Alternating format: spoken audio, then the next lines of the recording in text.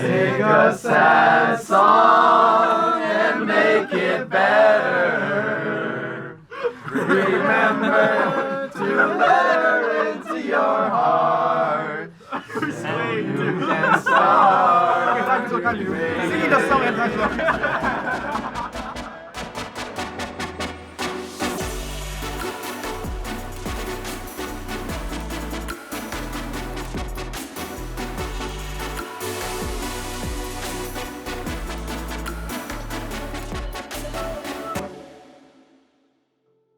It's a sad story. So my wisdom tooth, the bottom right one, it opened, like it broke through the gums and it's pushing onto my teeth because it's impacted. And at the same time, my top right one is just pushing onto my teeth. But the bottom right one got infected. And I had like a fever for the longest time and all this stuff. And the doctor told me to not take antibiotics because I've never taken them before and it wasn't that severe. I just like wanted to stay in bed for a while just to get better, but the only thing it would take was time. So it was like, what, maybe a full month of just like being in bed, feeling like crap every day. But I've been back now this week. I feel much better.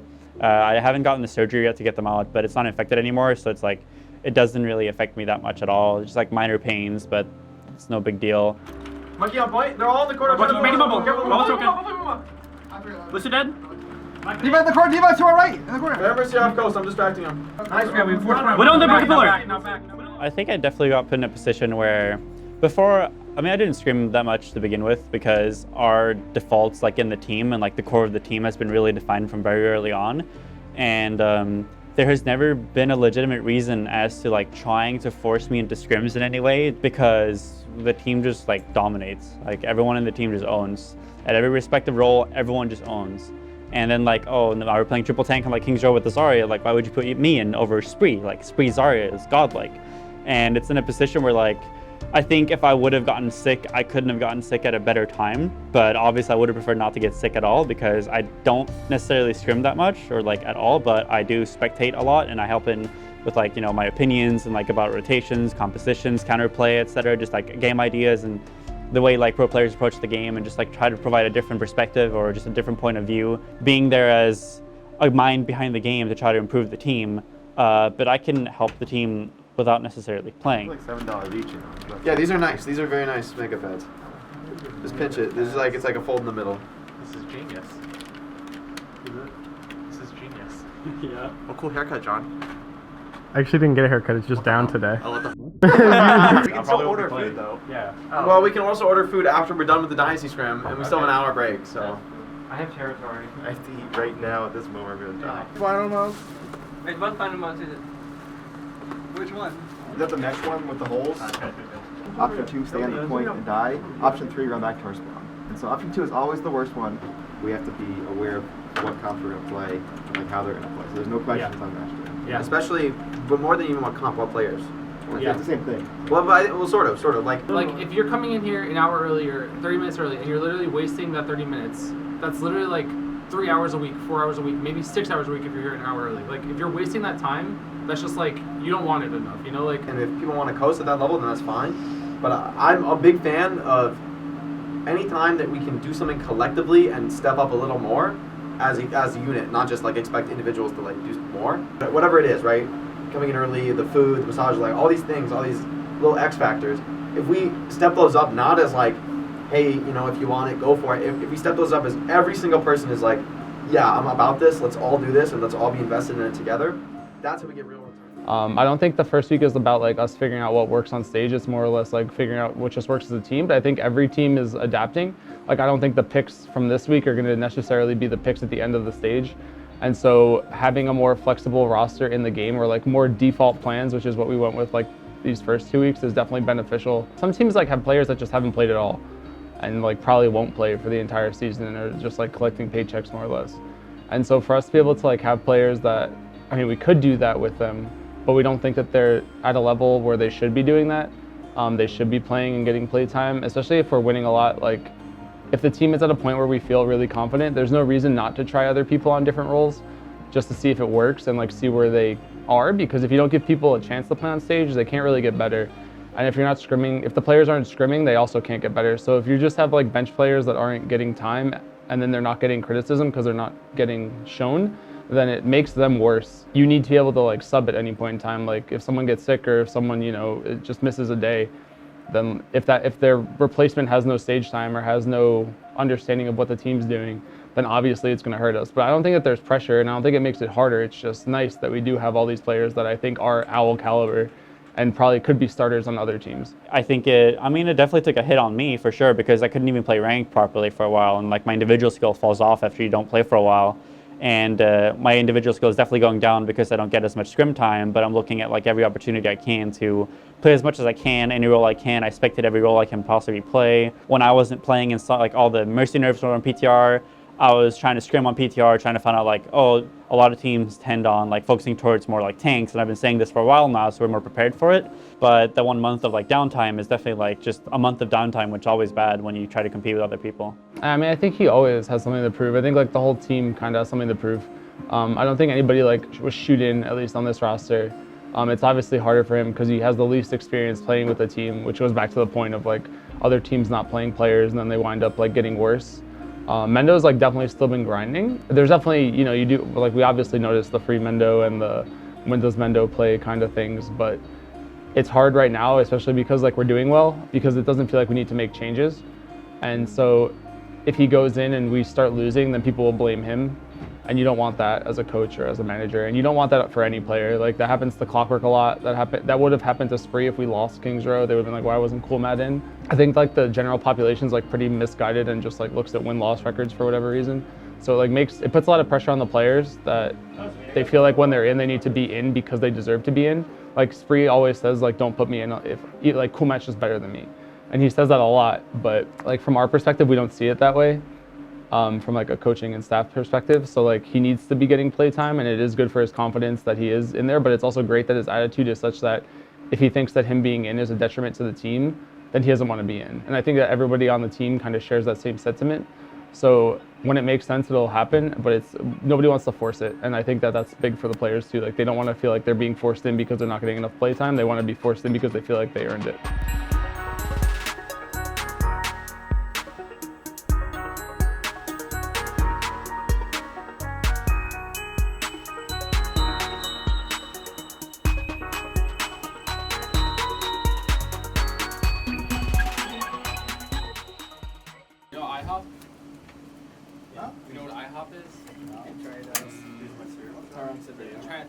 It's like fast food breakfast. But it's not really fast food. It's like a sit-down restaurant, but it's like trash food. It's like breakfast, basically. What the? He has one bag left. That's like 3 bags. How many bags were there originally? I bought him like $150 of Doritos. I bought him a full shopping cart of Doritos. You don't get sick from being cold. Being cold catalyzes you getting sick. Why does he talk? He gets sick every day. I know, exactly. I have weak knees. I'm cold every day. You don't get sick from being cold, but it makes you more likely to get sick, so it essentially makes you sick. So shut up. You don't get sick. I want to say something. When we play against the London was basically exactly as expected. It was a tough series all the way to the end. Never felt easy, but we did manage to get the win there. Going into the first week, it's not really about scouting teams or preparing for their strategy or their game plan, because you don't really know what it is with any degree of confidence. We knew what London had played last stage, but that doesn't really tell us anything about what they're going to play in the new patch. So we had really no data to go on, so we kind of just prepped for ourselves. We were like, what's our game plan? How do we want to play? How are we approaching these games, these maps? And I felt like we definitely performed above expectations. I think everyone was feeling pretty nervous about playing a team that was, known to be so dominant on that dive composition, and to outdive, the best in class at that composition was huge for us.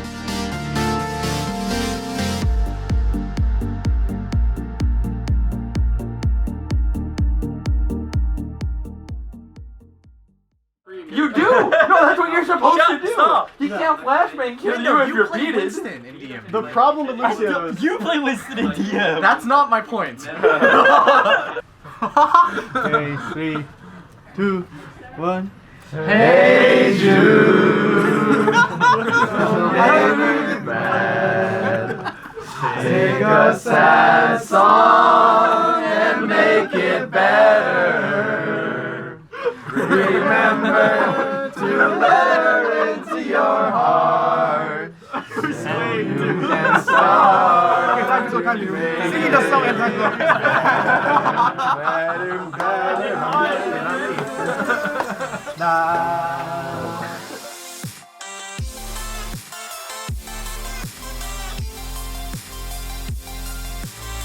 Clockwork is on the active roster today. He's going to be playing Tracer for this team because they want to run pure die. Eventually he will fall, and so London Spitfire will get cleaned up, and we will have the first point picked up here for Houston Outlaws. Cool Matt dancing on the edge, but he's got self-destructs to remake if he needs it, and they are making tremendous progress. It is done. Houston Outlaws. One kill can sometimes be enough, but Clockwork's got to stay alive here. He knows he's in trouble. Going to back out, wait for his team. Clockwork is dancing right on the edge, but Prophet is here to challenge him, and Birdring just going to clear the side as well with the Death Blossom. Clockwork taking advantage of that, the easy target there. Uma gets into the site just in time as well to keep their hopes alive, but it will not happen in the end. Gets spotted out, but they are still making progress. One tick here for Houston Outlaws on the first point, and it's looking very good here for Houston Outlaws. They succeeded in picking up a few of the kills, and again, that res so far away. He will do a fantastic job. It's nothing but blue in the kill feed, and London Spitfire, as the overtime wick burns, they will hold. Bonnie only has 62% in his EMP. The time is now for London. Bonnie able to get it fast enough. Birdring, however, point blank, going to put the shotties to use. 2 big kills here for London Spitfire. And he crushed in there by keeping his team alive post-hack. I like this duel right now between Jake and Birdring, just sticking to it, challenging on the point before it can actually tick over, and Jake chasing him back. This map is all but over in favor of Houston. That's not going to be enough, though. Nobody can get in here quick enough to stop it from ticking over into Houston Outlaws' favor. Once again, charging into the thick of it, and here we go. Lynxer with the dash. We'll start things off. Lynxer with 2 kills, in fact. The Finn is turning it around here, perhaps, for the Houston Outlaws. This might be it. So Houston Outlaws, they got the horns out. They're not going down without a fight. Cool Matt, gonna be gone. And who else is here to try and delay things further? It is not gonna happen. Boink can't make it there in time. So, oh, they do get it. Moma holds it off the side, but then Moma gets Jester as well. They've traded Arissa's over the edge into the abyss. But this is not enough. London Spitfire will manage to flip the point in the end. And Cool Matt commits the self-destruct and even gets the fadeaway shot onto Prophet. There we go, Houston Outlaws. Nobody in this league knows yet. That's the #1 thing we should think about stage 2. They don't know about Boink. They don't. They're like, dude, they're all the time with these other Lucios, you know, they've been owning, like, they don't know about Boink.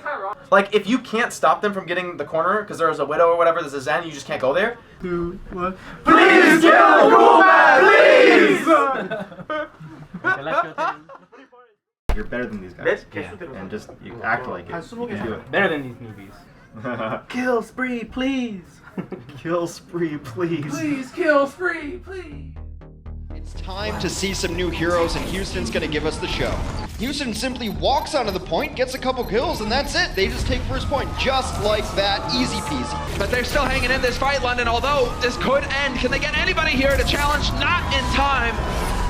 What a fantastic first push here for the Houston Outlaws. He could decide to commit it. He knows that they're alive in the back line, looking for it. Point blank, surprise! Can he get the follow-up? He's looking for it, and eventually a punch to the face will do the trick, and Prophet with both kills on the back line here. London Spitfire, nearly only a minute left on this clock. Even if they complete this map, they're in a terrible spot right now, as Houston with just an enormous time bank advantage going forward.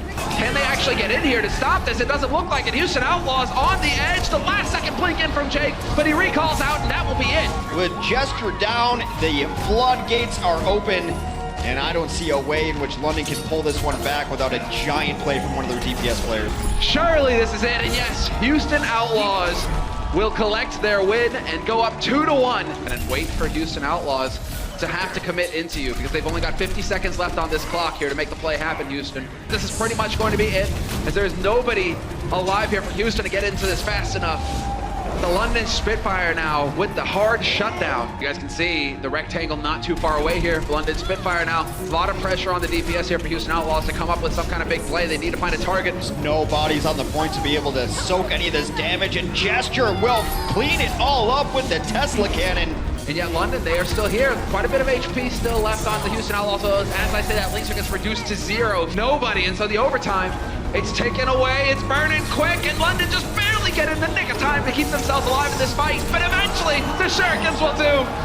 Fantastic turnaround for Houston Outlaws. Houston has one more crack at this to take the stage in the set. The avalanche of white comes in for the Houston Outlaws. They will take down the London Spitfire. We did it, guys! We actually won against London. Yes! Let's go! Yes! It's actually stupid. Oh, hard you can carry on. We It's actually dominate. Boink who? Boink's the only fragger on Lucio in this whole goddamn league.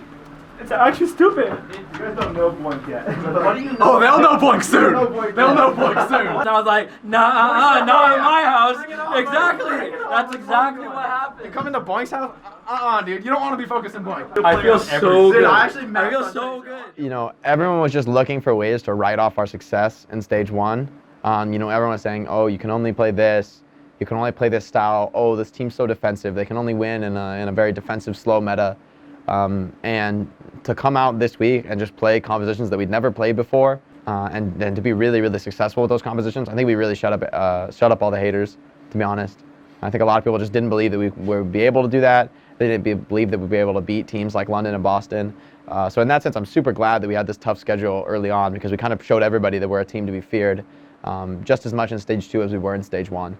So that definitely felt great. What do I do with Widow? Like this? Yeah, because like it's just you. I think I'll it's be just- honest with you. You Like, cannot stop the tracer from going there. this is the thing. The biggest waste of time. But we don't have. If we don't get a kill, we just can't commit. Like you gotta That's realize fine, that. Yeah. Well, the reality is that the key thing there is timing, because this Basically, room. we'll scout if they have like what comp they have, and then if they have. I don't think anybody's like mega content with the performance. I mean, we did really well, but there's always ways to get better, and I think that's kind of the driving path forward, just making ourselves not complacent with how we did. That said, though, I definitely wasn't confident going into last week, so coming out of last week feeling so strong was definitely massive in my opinion. But yeah, I mean, you can't be upset with 2 wins, obviously, and starting off the stage against 2 really strong teams. I mean, it was a big statement beating Boston 4-0.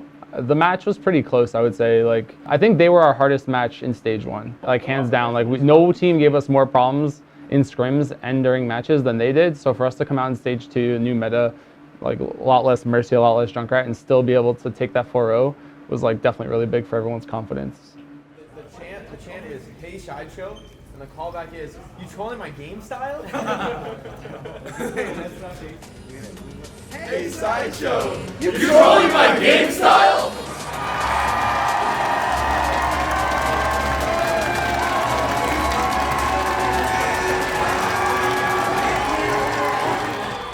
Dreamcasper grabs a couple kills on the outside of that fight, and it looks like Boston may have this one. Houston Outlaws trying their best to just hang on. Here on point B, Maze in play though, but it's not enough. That's going to be 2 points for Boston. Oh, and Muma going wild. No pun intended, but that Primal Rage is doing work for Houston. Dreamcasper pulls out the Dragon Blade, but he is contained. Linkser right there with the headshot. And Houston already getting close. They just need that first tick and they've got it. Nice, dude. Bad opening. Nice. Let's go. Oh, yeah. Shatter. Oh, that's a big one. That's another 3 or 4 man Earth Shatter. The charge right into Kalios. Striker and Kamsu fall. So Houston weathering the storm so far. No, they can't get to it. What? Boston does not even make it to the point. And Houston, they look like they may be able to hold this one from Boston. Kamsu, though, and that should be it. That's going to be it, Doa. Man, that one lasted a while. There's no way Matt isn't the front page of Reddit. There is no way you're not front page of Reddit. So by, good. by, like, right now. It was like this. It was so funny. Let's make it happen, boys. We got this. Get him. That's right. Well, it's been a blazing speed so far from Boston here on Kings Row. That's big. Takes it out at the very end. That's right. They will get it there. Some real progress being made here right now by the Outlaws. Yep. Thanks to a lot of Muma's like great shatter to start things up, and then he blocked Gamsu's shatter. To seal the deal, and that will be Houston. Muma with the charge. Note alone on the point, and that may just do it. Can anyone get back? No, they can't. Apocalyptic team fight coming in. Note gets Raucous with the self-destruct, and Houston trying to grind this fight out. They nearly have it. I don't think Boston can stop them. Houston will win Kings Row. Boink, dude, Boink just went in! Jerry just put his back, dude. Woo! Treat every team with respect until the very end. That's what got us where we got in stage 1. We do keep doing that. Down for Boston. Jake slicing away at Note on that Diva, and Linkser wins yet another duel against Dreamcasper. There it is. And the Houston Outlaws will 4-0 Boston. In our matches against London and Boston, it was really awesome to have Spree and Blank playing in like a more prominent role than they've had in the past. Spree not really getting any playing time in stage 1 and Blank only getting a very small amount. It's really great to put those players in the foreground where they really deserve to be. They're both incredibly talented. Spree showing off on King's Row while he runs King's Row, he runs Zarya, absolutely dominating performances in both matches. And then Blank just clutching time and time again. Absolutely saving Ilios, booping the monkey off the map. Just so many clutch moments coming on from both of them throughout both series. It's really awesome to see them, in a more prominent role in the team, able to like show off on stage where everybody else can see how good they are. I think we've been saying this since the beginning. Any starting player that you've talked to since the beginning has been saying, these players are being super slept on. Their hero pools weren't the best for the meta in stage 1. But instead of trying to like force them in stage 1 and just, do whatever we could to get them playtime, we played to their strengths. They kept developing those strengths, and now in stage 2, when they get a chance to show off, they're some of the best players in the league on their roles. And I think that's really showing the depth that this roster has from top to bottom. Sub starters, whatever. Every single player on this team can hang and can hang at the absolute highest level. So guys, I'm gonna have you all sign this jersey for Sean. Sean's a fan that has been battling cancer for the past year, and he's having a little bit of a tough go of it right now, so we're hoping we can send him some support that he might appreciate, because he's a big fan of Overwatch, big fan of the Outlaws.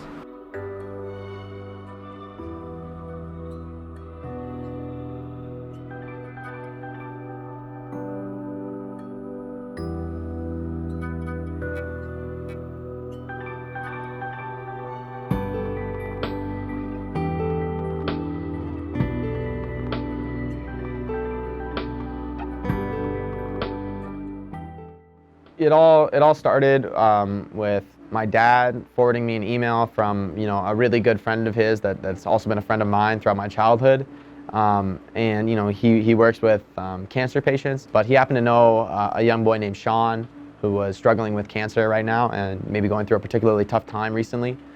So he wanted to know if there was anything I could do to help him out, give him some positive message, because he's a big fan of Overwatch, big fan of the Outlaws, and a fan of my stream. So I said, absolutely, like, it's so rare that we get an opportunity to like just do something so unambiguously good. Like, I was like, of course, let's make it happen. And of course the team was like right behind me. As soon as I mentioned it, everyone was like, yeah, that's such a good idea. So everyone was on board. We all got the jersey, got him a nice swag bag, and signed it, sent some good messages. So hopefully that's like a good pickup for him. Obviously, anyone dealing with something that difficult in their life, especially at such a young age, could use all the help they can get. So it feels great to just be able to give back and really support some of the fans who are really passionate about what we're doing. I think we've always had the perspective, from very early on as a team. Shane said it first that we do it for the fans. Like they motivate us. They're the passion that they have for Overwatch keeps us in the game, keeps us focused, and the amount of support and artwork and just amazing stuff that they do for us is just makes us all want to achieve everything we can for them. So just the support that the fans show us means so much. It pushes us to new heights in the game, and I think out of game it keeps us grounded. At the end of the day, we are just sort of playing video games for a living, but that is a lot more meaningful when you're doing it for other people, and you really you can be a positive influence in people's lives and make the world a better place. So it's really cool to have an opportunity to do that in a career where you might not expect that to be the case. So I think everyone on the team is really excited at any opportunity like that.